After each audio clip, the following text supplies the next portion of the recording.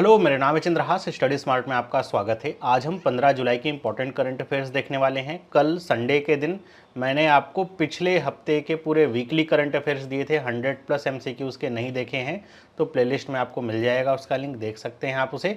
और अगर आपको वीडियो अच्छा लग रहा है तो वीडियो को लाइक ज़रूर करें। लाइक का टारगेट है 20 लाइक्स। आई होप आप इसे कल तक पूरा कर देंगे। तो स्टार्ट करते हैं। अगर आपको इसका PDF चाहिए तो टेलीग्राम चैनल ज्वाइन करना होगा, वहाँ से आपको PDF इसका बहुत आसानी से प्राप्त हो जाएगा। पहला जो सवाल मैं लेता हूं, जो मैंने आपको पिछले क्लास में पूछा था कि वर्ल्ड बैंक जो ग्रुप है उसमें कितनी एंटिटीज़ हैं, कितने इंटरनेशनल ऑर्गेनाइजेशन बना करके मिला करके वर्ल्ड बैंक ऐसा कहलाता है। तो इसका सही जवाब दो बच्चों ने दिया हुआ है कि वर्ल्ड बैंक में 5 जो है एंटिटीज़ हैं। तो इसका सी वाला ऑप्शन करेक्ट है। ये दो बच्चे हैं। इस तरह आपको भी अगर आपको जवाब आते हैं तो आप कमेंट करके ज़रूर बताया करिए क्या सही जवाब है। ये कौन कौन सी हैं ऑर्गेनाइजेशन? तो international bank for reconstruction and development IBRD, international development association IDA। Mainly अगर हम वर्ल्ड बैंक की बात करते हैं तो इन्हीं दो ऑर्गेनाइजेशन की बात हम कर रहे होते हैं, इन्हीं को मिलकर, क्योंकि यही जो दोनों ऑर्गेनाइजेशन ज़्यादातर जो लोन हैं वो यही दोनों ऑर्गेनाइजेशन से प्राप्त होता है। इसके अलावा international finance corporation, multilateral investment guarantee agency और international centre for settlement of investment disputes. तो ये 5 ऑर्गेनाइजेशन हैं वर्ल्ड बैंक ग्रुप में। वर्ल्ड बैंक ग्रुप का हेडक्वार्टर कहाँ पे है? वॉशिंगटन DC USA में। अभी के इसके प्रेसिडेंट कौन है? अजय बांगा, जो कि भारतीय मूल के हैं। तो ये भी इंपॉर्टेंट हो सकता है वर्ल्ड बैंक से रिलेटेड। आज के क्वेश्चन में चलते हैं कि कॉमर्स और इंडस्ट्री के जो मिनिस्टर हैं जिन्होंने G7 ट्रेड मिनिस्टर की बैठक जो कि इटली में हो रही है वहाँ पे भाग लिया, कौन है वो मिनिस्टर? तो आपको ये कॉमर्स मिनिस्टर बताना है सिंपली। तो ये हैं वर्तमान समय में पीयूष गोयल। सी वाला ऑप्शन इसका करेक्ट है। ओके, क्योंकि आपको पता है निर्मला सीतारमण फाइनेंस मिनिस्टर हैं, धर्मेंद्र प्रधान हैं एजुकेशन मिनिस्टर, अश्विनी वैष्णव रेलवे मिनिस्टर हैं, पीयूष गोयल हैं कॉमर्स मिनिस्टर। मिनिस्टर्स की पूरी जो लिस्ट है उसकी एक वीडियो मैंने बना रखी है। अगर आपको जानना है कि कौन सा अभी जो चेंजेस आए, कौन कौन नया मिनिस्टर बना है, कौन सी फील्ड में है, तो उसकी पूरी वीडियो आपको मिल जाएगी चैनल पे, आप देख सकते हैं। G7 की जो बैठक है, इस बार जो G7 की मेज़बानी है वो किसको मिली है? इटली को मिली है। अभी G7 की जो मेन बैठक हुई थी वो इटली में हुई थी। भारत के प्रधानमंत्री भी बुलाए गए थे उसमें, बल्कि भारत G7 का पार्ट नहीं है, ध्यान करके रखिए।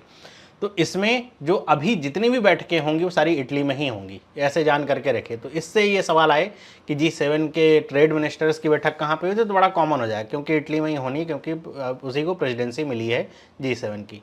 ये ज़रूर पूछा जाएगा क्योंकि अभी मंत्रालय वगैरह बदले गए हैं। अगला सवाल, where will India host world audio visual and entertainment summit? इसको शॉर्ट में वेव्स ऐसा नाम रखा गया। अगर वेव्स 2024 की कहीं बात हो तो इसी की बात हो रही है। World audio video and entertainment summit, audio visual है। तो ये कहाँ पे हो रही है? ये 20 नवंबर से 24 नवंबर के बीच में होने वाली है। कहाँ पे होने वाली है? तो ये होने वाली है गोवा में। डी वाला ऑप्शन इसका करेक्ट है। आपको जैसे कोई भी फिल्म फेस्टिवल वगैरह होता है, आपको पता होता है गोवा में जैसे हुआ था पिछला भी, तो ज़्यादातर गोवा मुंबई में इस तरह के फेस्टिवल होते हैं जो कि इंटरटेनमेंट या फिर विजुअल ऑडियो इस सब से रिलेटेड होते हैं, फिल्म से रिलेटेड होते हैं। तो ये इंडिया में होने वाला वेव्स 2024 है। अगला सवाल है, खर्ची पूजा जो है ये कहाँ का ट्रेडिशनल फेस्टिवल है और मतलब कौन से प्रदेश में मुख्य रूप से मनाया जाता है? तो जो खर्ची पूजा है ये 1 हफ्ते चलने वाला फेस्टिवल है। 1 हफ्ते चलता है, 1 दिन का नहीं होता है। और ये न्यूज़ में कहाँ से आ गया? क्योंकि प्रधानमंत्री ने इसको लेकर के शुभकामनाएं दी थी। तो ये न्यूज़ आ सकती है, ट्रेडिशनल ऐसी न्यूज़ आती ही आती हैं कि ये कहाँ से रिलेटेड है पूजा, या फिर कोई एक त्यौहार हो गया जिसके बारे में आपने ना सुन रखा हो लेकिन वो न्यूज़ में आ रही है, या फिर कोई डांस हो गया तो जिसके बारे में आपने सुना नहीं होगा लेकिन न्यूज़ में आई होगी। तो ये है त्रिपुरा का। बी वाला ऑप्शन इसका करेक्ट है। त्रिपुरा का प्रमुख फेस्टिवल में से एक है खर्ची पूजा। आगे बढ़ते हैं। लिखा है, who has unveiled gear shift challenge to accelerate zero emission truck adoption in India? तो भारत में जो ट्रक है उससे जीरो इमिशन का लक्ष्य प्राप्ति को लेकर के इस तरह का जो हैकेथॉन है वो किसने स्टार्ट किया है, कि जिसमें इस तरह के जो प्रॉब्लम्स हैं कि भारत में जो कह सकते हैं जो मेन ट्रांसपोर्टेशन है वो ट्रक से होता है, सामानों की आवाजाही वगैरह ज़्यादातर ट्रक से होती है। तो उसमें बहुत ज़्यादा डीजल का प्रयोग होता है, डीजल से बहुत ज़्यादा जो है CO2 निकलता है। तो जीरो एमिशन पे अगर आना है तो हमें जो ट्रक्स हैं उनको भी बैटरी पावर्ड करना होगा या फिर हाइड्रोजन पावर्ड करना होगा, ग्रीन हाइड्रोजन से चलें। तो इन ट्रक्स के ट्रांसमिशन के लिए और क्या क्या दिक्कतें आ सकती हैं, जैसे अभी आप ट्रक लेकर के चलते हैं, आपका अगर कहीं डीजल ख़त्म हो गया तो आप पेट्रोल पंप पे रुकेंगे, डीजल भरवाएंगे, चल देंगे, और 5-10 मिनट या ज़्यादा से ज़्यादा, बड़ी टंकी होती है तो 10-15 मिनट का काम है, ओके। लेकिन अगर आप एक बैटरी वाला ट्रक लेकर के चलेंगे तो फिर उसे चार्ज करने में तो समस्या होगी, और उसके लिए बड़ा बैटरी पैक भी चाहिए होगा, तो क्योंकि इतनी लंबी लंबी दूरी तय करनी होती है, तो वो सब कैसे अचीव किया जा सकता है, क्या रियल समस्याएं हो सकती हैं और उनको कैसे ओवरकम किया जा सकता है, उसी सब को लेकर के समिट है, जिसको नीति आयोग, समिट नहीं हैकाथॉन है, जिसको नीति आयोग आयोजित कर रहा है, नीति आयोग। यहाँ पर कुछ फैक्ट्स भी दिए गए हैं, जैसे नीति आयोग इसमें कोलैबोरेट किसके किसके साथ करा है, IIM Bangalore, smart freight centre India, ये काल start/drive20 और WRI इंडिया, इनके साथ कोलैबोरेशन में है। और इसमें जो स्टूडेंट्स हैं पार्टिसिपेट करेंगे और बाकी चीज़ें क्या उसके रियल सॉल्यूशंस निकल सकते हैं उसके बारे में यहाँ पे चर्चाएं होंगी। ये ई फास्ट इंडिया इनिशिएटिव का पार्ट है। क्या ये जो अभी ज़ीरो एमिशन ट्रक वाला जो हैकाथॉन चल रहा है वो इस इनिशिएटिव का पार्ट है। एक इसमें डेटा दिया गया, road freight accounting for a staggering 55% of India's annual diesel consumption, कि जो रोड फ्रीट है मतलब जो सड़क से माल ढुलाई वगैरह होती है वो 55% है इंडिया का, बाकी का जो है वो एयरवेज हो सकता है, शिप हो सकते हैं, और जो सबसे बड़ा अगर हिस्सा बोलें रोड के बाद आता है वो आता है ट्रेन का। तो जो ट्रेन है वो सेकंड नंबर पे आएगा, रोड फ्रेट पहले नंबर पे है इंडिया में, और इसमें डीजल कंजम्पशन आपका होता है सबसे ज़्यादा, और 40% लिखा है of CO2 emission from road transport ऐसा होता है। तो अगर इसको हम जीरो कर दें, मतलब अडॉप्ट कर लें जो नई टेक्नोलॉजीज़ हैं अपने सुविधा के अनुसार, और प्रैक्टिकल जो उसके सॉल्यूशंस पॉसिबल हैं उनको अगर हम अडॉप्ट कर सकें या फिर नए सॉल्यूशंस ला सकें, तो CO2 जो इमिशन है उस पर बहुत बड़ी विजय होने वाली है। अगला सवाल है, ईस्ट इंडिया की पहली दिव्यांग यूनिवर्सिटी कौन से सिटी में ओपन होने वाली है? ये दिव्यांग यूनिवर्सिटी है और ईस्ट इंडिया की है ना, मतलब पूर्वी भारत की, तो ये सिटी है रांची, डी वाला ऑप्शन सही है। रांची कहाँ की राजधानी है? तो ये है झारखंड की राजधानी रांची, जहाँ पे ओपन होने वाली है। झारखंड के अभी जो मुख्यमंत्री थे जेल में, हेमंत सोरेन, वो फिर से बन चुके हैं वहाँ के मुख्यमंत्री। उससे पहले उनके भाई चंपाई सोरेन थे मुख्यमंत्री, उन्होंने इस्तीफा दिया, ये भी न्यूज़ थी। और ये जो मंत्रालय है एजुकेशन मिनिस्ट्री का, अब चंपाई सोरेन के अंतर्गत ही आता है, उन्होंने ये घोषणा करी है। अगर मैं आपसे कहूँ कि इंडिया की पहली या फिर एशिया की बात कर दूं, ऐसी इस तरह की जो यूनिवर्सिटी है, या इंडिया की कह लीजिए, पहली जो दिव्यांग यूनिवर्सिटी है कहाँ पे ओपन है, तो ये है उत्तर प्रदेश के चित्रकूट में। इसका नाम है जगत गुरु राम भद्राचार्य दिव्यांग यूनिवर्सिटी, है ना। तो ये सबसे पहली जो यूनिवर्सिटी है वो यूपी में है, और उसके बाद ईस्ट इंडिया की पहली झारखंड में ओपन होने जा रही है। आगे बढ़ते हैं। इंग्लैंड के पेसर हैं जेम्स एंडरसन, जिन्होंने रिटायरमेंट ले ली अपने 21 साल के लंबे सक्सेसफुल करियर के बाद। ये कौन से खेल से इन्होंने रिटायरमेंट ली है? क्रिकेट तो पता ही है, क्रिकेट में कौन सा फॉर्मेट है? तो टेस्ट, इसका सी वाला जो ऑप्शन है टेस्ट क्रिकेट, ये सही है। इन्होंने T20 और वनडे से पहले ही रिटायरमेंट ले रखी है, लेकिन टेस्ट क्रिकेट ये तब भी खेल रहे थे। और 41 साल की इनकी 41 ईयर्स की एज है, कुछ लोग 42 साल भी कहते हैं, 41-42 साल मान के चले इनकी एज है। और इस इतना लंबा इन्होंने करियर खेला है, मतलब एक पेस बॉलर होकर के, मतलब एक बैट्समैन अगर 41 साल तक खेले तब भी समझ में आता है, लेकिन जो पेसर होते हैं, फास्ट बॉलर होते हैं, वो इतने लंबा करियर उनका खींचे, तो ये बहुत ही एक अचीवमेंट अपने आप में है। क्योंकि जो पेसर्स होते हैं उनकी जो बॉडी होती है बहुत ज़्यादा चोटिल होती रहती है, इतना ज़्यादा उनको स्टेमिना लगाना पड़ता है, तो वो चोटिल होने की वजह से उनका करियर जल्दी समाप्त हो जाता है। ओके, तो ये टेस्ट क्रिकेट से इन्होंने अलविदा ले लिया। आप कह सकते हैं इंटरनेशनल क्रिकेट से पूरी तरीके से इनकी विदाई हो चुकी है। अगर इनके बारे में कुछ फैक्ट आप देख सकते हैं, इनकी फ़ोटो है कि इन्होंने 188 मैचेस टोटल खेले हैं इंग्लैंड के लिए, और ये ऐसा करने वाले दूसरे सबसे ज़्यादा अपीयरेंस करने वाले टेस्ट क्रिकेटर हैं।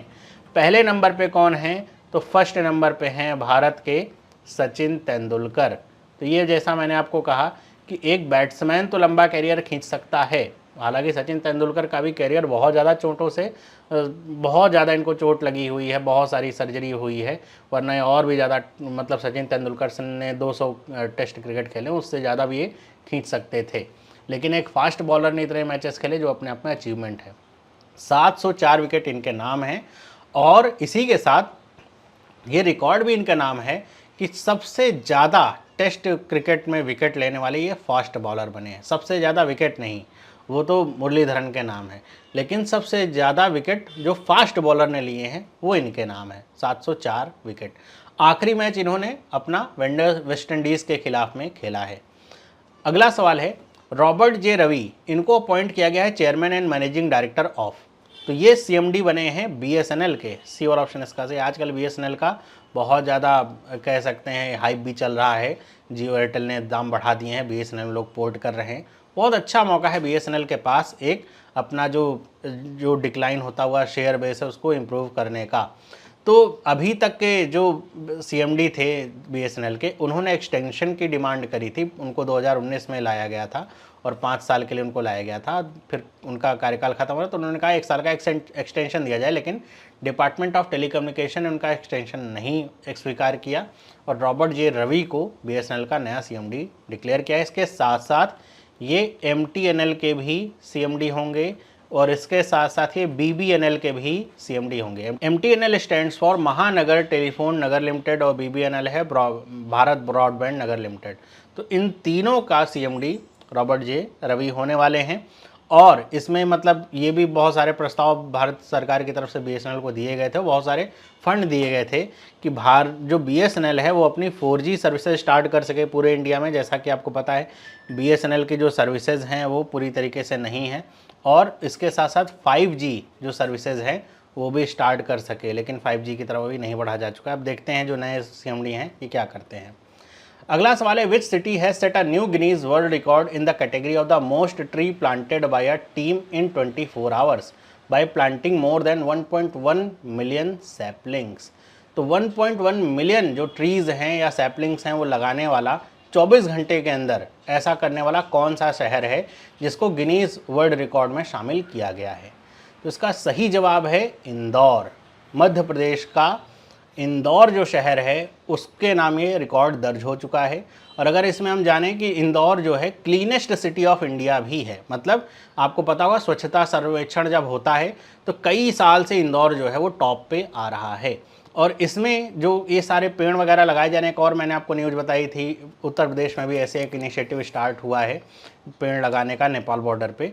ये एक इनिशिएटिव है एक पेड़ माँ के नाम का, जो कि भारत सरकार की तरफ से इसको जो है लॉन्च किया गया। प्राइम मिनिस्टर नरेंद्र मोदी ने इसको लॉन्च किया था 5 जून को इंटरनेशनल इन्वायरमेंट डे के तौर पे। तो वहाँ से ये इनिशिएटिव चल रहा है और इसमें जो अलग अलग स्टेट्स हैं उसमें इस तरह के अभियान अब चल रहे हैं।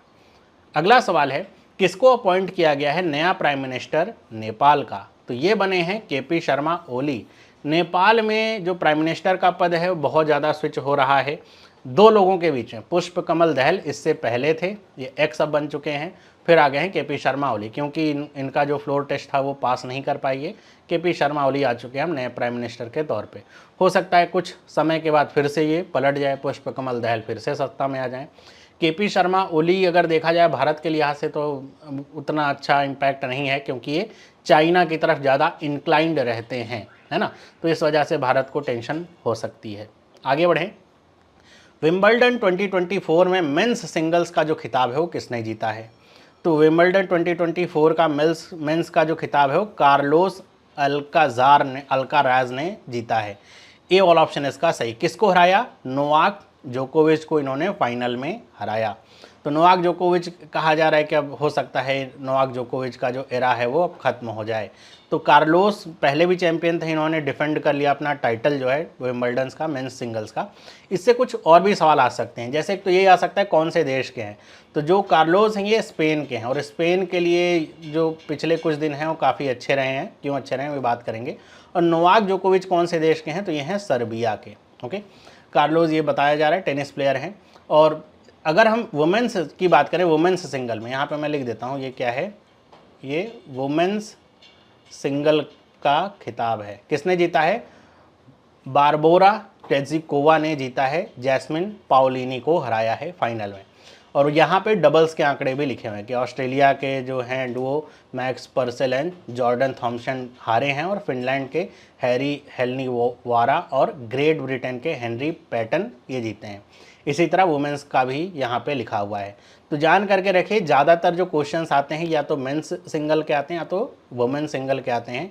इन दोनों का नाम आपको पता रहेगा तो आप एग्ज़ाम में अच्छा कर पाएंगे। ये कार्लोस की फ़ोटो यहाँ पे लगी हुई है।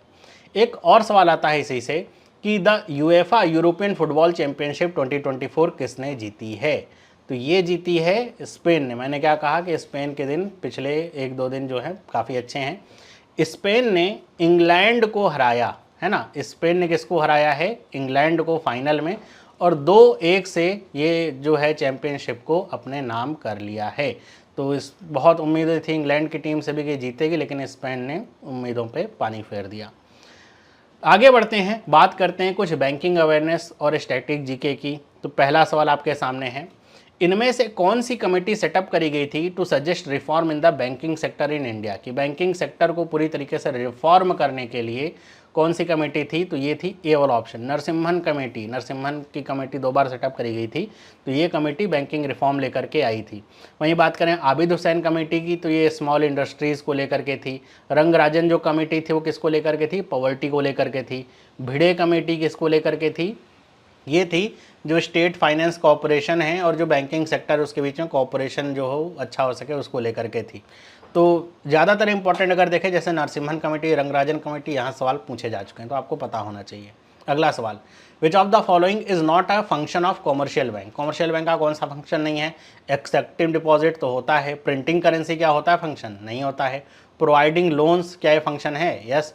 इशुइंग करेंसी, अब इसको 2 तरीके से देखा जा सकता है। इशुइंग करेंसी का मतलब किसी को करेंसी देना, लेकिन मेरे ख्याल से जो इशुइंग करेंसी यहाँ पे टर्म यूज़ होता है वो करेंसी को इशू करना, मतलब लीगल टेंडर बनाने को लेकर के है। तो ये भी बैंक का काम नहीं है। ये इशुइंग करेंसी का काम किसका है? आरबीआई का होता है। प्रिंटिंग करेंसी का काम भी किसका है? आरबीआई का, गवर्नमेंट ऑफ इंडिया का होता है ना। तो ये काम आरबीआई के हैं। कॉमर्शियल बैंक एक्सेप्ट करते हैं डिपॉजिट, लोन प्रोवाइड करते हैं, या फिर आप अपना पैसा विड्रॉ कर सकते हैं। ये सारे काम आपके बैंक के होते हैं। अगला सवाल है कि इसमें से कौन सा प्राइमरी ऑब्जेक्टिव है आरबीआई की मॉनेटरी पॉलिसी का? कि मॉनेटरी पॉलिसी बनाकर आरबीआई क्या अचीव करना चाहता है मेनली? वैसे तो बहुत सारे ऑब्जेक्टिव हो सकते हैं। मेन ऑब्जेक्टिव क्या है? Increase governments revenue. मेरे ख्याल से मेन ऑब्जेक्टिव ये नहीं है। Price stability and economic growth, yes, ये मैंने ऑब्जेक्टिव होता है कि इंडिया में जो प्राइस स्टेबिलिटी, आप देखते हैं ना कि महंगाई जो है ना बहुत ज़्यादा बनी रहे, ना तो चीज़ों के दाम बहुत सस्ते हो जाएं, तो एकदम मेंटेन रहे चीज़ें, और इकोनॉमिक ग्रोथ भी होती रहे। तो यही इसका मेन काम होता है। Full employment in all sector नहीं होता है। Increase in foreign direct investment main objective नहीं होता है। बी वाला ऑप्शन इसका करेक्ट है। अब एक सवाल आपसे मैं करता हूँ, बताइए कि इनमें से कौन सा वो टूल है जिसको आरबीआई यूज़ करता है, यूज़ नहीं करता है to influence the money supply and credit availability? कि इस टूल का प्रयोग से मनी सप्लाई या क्रेडिट अवेलेबिलिटी प्रभावित नहीं होती है। इसका जो जवाब है आप मुझे कमेंट करके बताइएगा। और सेशन अगर अच्छा लगा है तो वीडियो को लाइक ज़रूर करिए, अपने दोस्तों के साथ भी शेयर करिए। इस तरह के और वीडियोस के लिए चैनल को सब्सक्राइब कर लीजिए। और अगर आपको उसका पीडीएफ चाहिए तो आप हमारे टेलीग्राम चैनल को ज्वाइन कर सकते हैं। मिलते हैं अगली वीडियो में, सभी लोगों को बाय।